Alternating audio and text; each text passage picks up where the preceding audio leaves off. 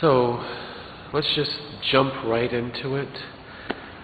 We're talking about astrology, and the last video that I did was more evidence for astrology's basis.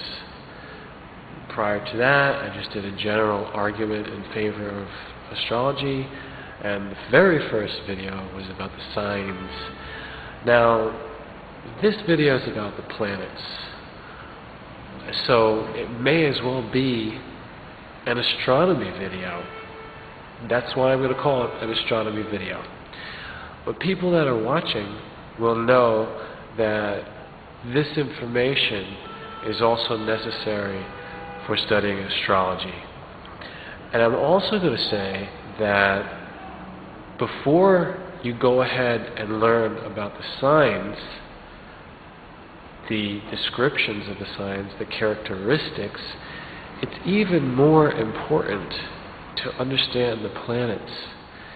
And this is something that has to be emphasized, because even the people that are intermediate or experts in astrology, they don't quite understand that signs are really not that important.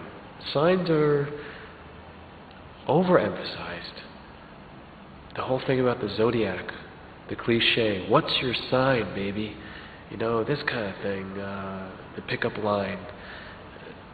The sign really is secondary to the planets.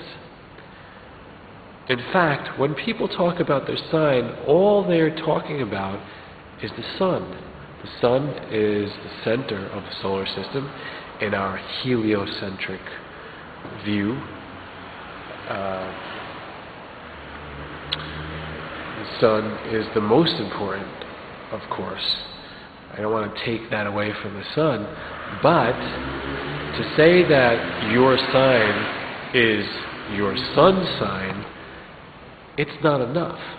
In other words, you have all of these other planets that are probably in all the other different signs.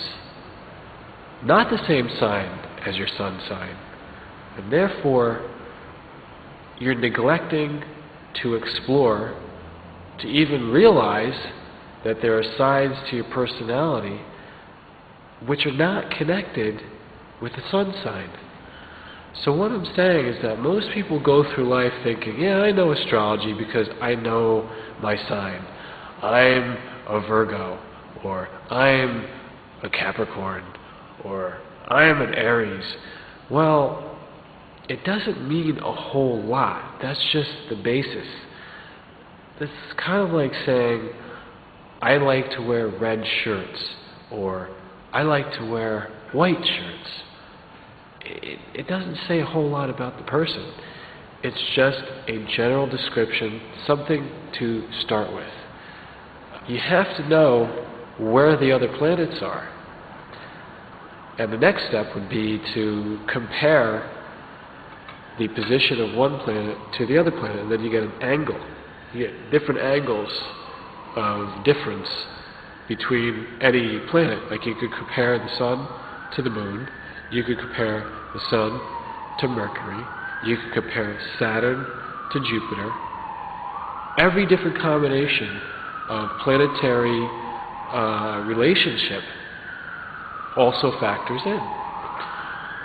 So, I really had to make that clear, because it's going to be something that sticks in your mind as you study more of the details, more of the descriptions, and you experience it through your own chart, and you experience it in the charts of other people that you're looking at. What is the planet other than the sun? The moon. The moon is probably number 2, second place. The moon, in fact, for some people, or at certain times of their life, your life, the moon is first place. It's the most important. How do we decide when that is? Well, that's more advanced astrology. But the moon always has a relationship with the sun. As you can see in the sky, sometimes the sun is taking precedence. Sometimes the moon comes up and it rules the sky, especially at night. If it's closer to the full moon and it's brighter, people are obviously aware of its presence. So it's a relationship that you can compare with yin-yang. You can compare it with male-female. You can compare it with the inner and the outer sometimes. Well, the solar system has a lot of other planets. Traditionally, in modern science, we've looked at 9 planets, including the Earth. But lately, astronomy has subtracted planetary status from Pluto. This really doesn't make much of a difference. Pluto's influence always has to be taken with a grain of salt.